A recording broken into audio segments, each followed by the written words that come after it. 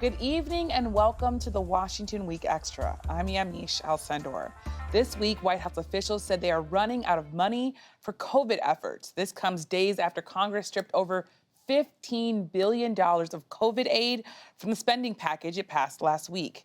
Joining me tonight to discuss this and foreign policy issues, David Sanger, White House and national security correspondent for the New York Times, and Rachel Scott, congressional correspondent for ABC News. David, I'm going to start with you. We had this conversation where you scared us all talking about nuclear weapons as a warning shot. I want to, in some ways, let you scare us some more, which is talk a bit more about why a no-fly zone is something that is more violent than people often think of it as.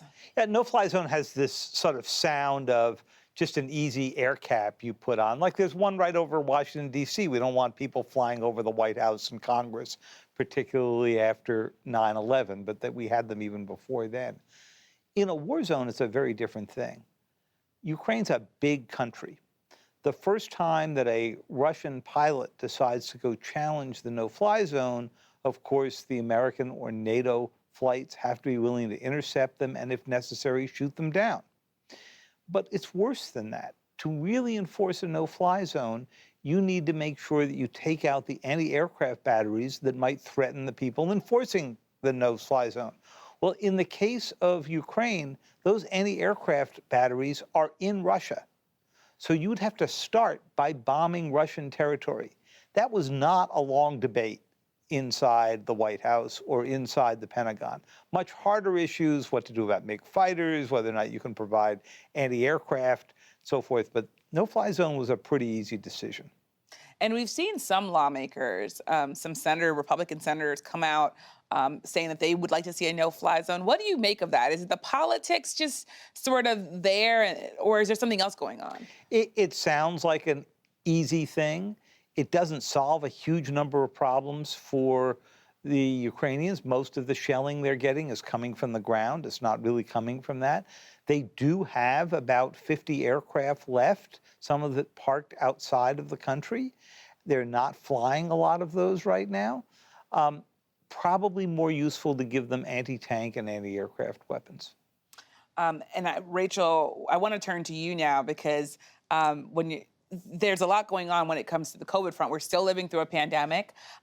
David and I are here by ourselves, and we're not allowed to have as many people in studio still because of how this virus is continuing to spread, even though things have gotten a lot better. Talk a bit about this COVID aid being stripped out of the spending package. How did it happen? What are the dynamics there?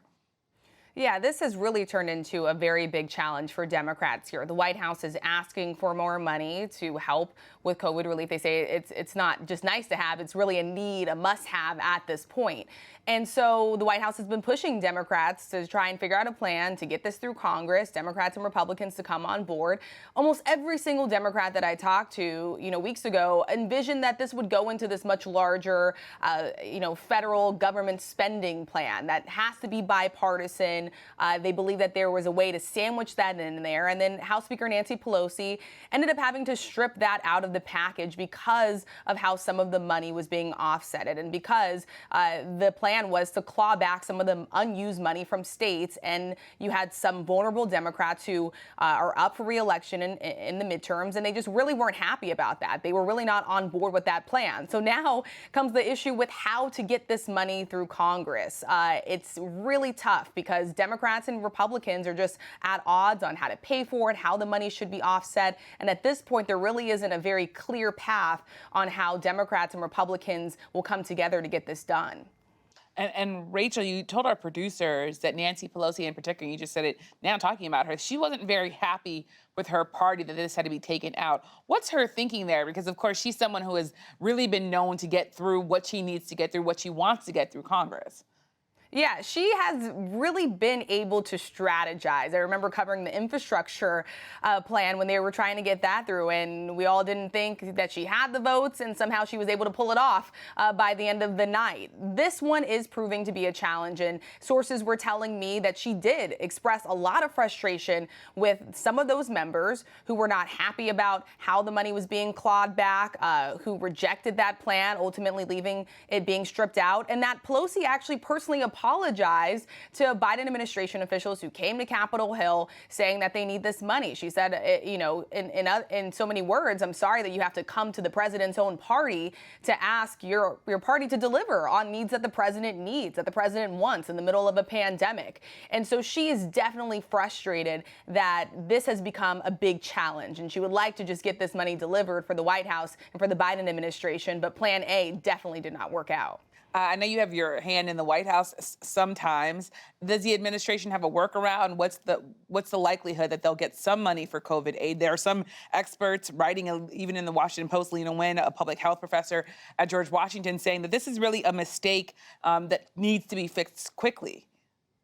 It is. And, I think the White House is definitely feeling the pressure, and they're going to be putting the pressure even more so on Congress. Especially we just look back to the winter. I remember sitting with you in that White House, at the White House with the president as he was unveiling the new testing strategy as we were dealing with Omicron. And this is an administration that does not want to be caught flat-footed. But when you have the press secretary, you have health officials coming out and essentially warning that some of these programs will be running out of funding in just a matter of weeks if Congress does not act, that's a dire situation, and the White House will take a lot of heat for that. And so right now, I think they are working very closely with Democratic leadership, trying to figure out what the plan B is going to be. But at this point, they're going to need to get at least 10 Republicans on board in the Senate to get it through. The House, obviously, Democrats have the majority, and they would be able to do a workaround in order to push that legislation forward. But once it gets kicked over to the Senate, it's going to be very, very key for them to get the buy-in from Republicans on this.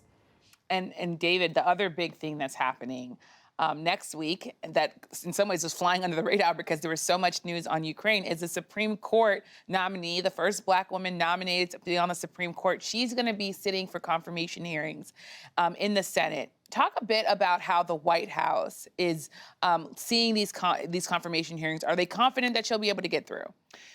First of all, a month ago, if we had said this wouldn't be the single biggest story, watching the judge go through all of this, I think we would have thought that was crazy. It tells you how much the world's been overturned. I think they're fairly confident she will get through. The opposition is coming from a lot of Republicans who voted for her in previous confirmation hearings. Looking at you, Lindsey Graham of South Carolina. That's right. And of course, then Lindsey Graham suddenly has turned his view here now. That's going to be hard for them to explain. Many of them are caught in a tough spot because they're either up for re-election or their constituents have been quite vocal. But boy, it sure does look like you are not exactly a profile in courage if you voted for her a year and a half ago and don't vote for her for the Supreme Court in this case. I don't hear significant angst in the White House that she's going to be defeated, but there is a little concern that it is not going to be a wide vote. And Rachel, last question to you. I was talking to both college roommates of Ketanji Brown Jackson today and a Republican judge who endorsed her. Both of them said that they believe that Republicans, their claims about her being soft on crime, their claims that it's wrong that she was a Black woman who was nominated in part because President Biden wanted to make history, that all of that is a distraction. I want to get from you, sort of, are lawmakers seeing it that way, and do we expect to see fireworks next week? I think there will definitely be a lot of tense moments in these confirmation hearings. A lot of tough questioning coming from some of those Republicans who are calling her soft on crime, or other Republicans who see the president's pledge to nominate the first Black woman to the bench as offensive, or that he shouldn't have made that promise or pledge, even though we know that former President Donald Trump promised to put a woman on the bench, and President Reagan also campaigned on that when he was running for office. And so I do expect it to be extremely tense. It's going to definitely be a long confirmation process, long days, especially on Tuesday for the questioning. But the reality is that Republicans know here that their hands are tied. And Senator Lindsey Graham even said it when the president president first made this announcement. Elections have consequences, and the reality is that Democrats have control of the Senate. They will be able to push through Judge Jackson on their own. The vice president would cast the tie-breaking vote if it came to that. The White House is certainly hoping for bipartisan support. I don't necessarily think that they're counting on it, but they still do have a few holdouts, and I know that they have been really engaged with the handful of senators, even Senator Mitt Romney, who didn't vote for her to be confirmed to the D.C. Circuit, but they may believe that he's keeping an open mind when it comes to confirming her for the Supreme Court. Well, it will surely be a historic moment, and it will be definitely something to watch. So thank you so much. We'll have to leave it there tonight, but thank you to David and to Rachel for joining us and for sharing your reporting. And thank you all for watching us. I'm Yamiche Alcindor. Good night from Washington.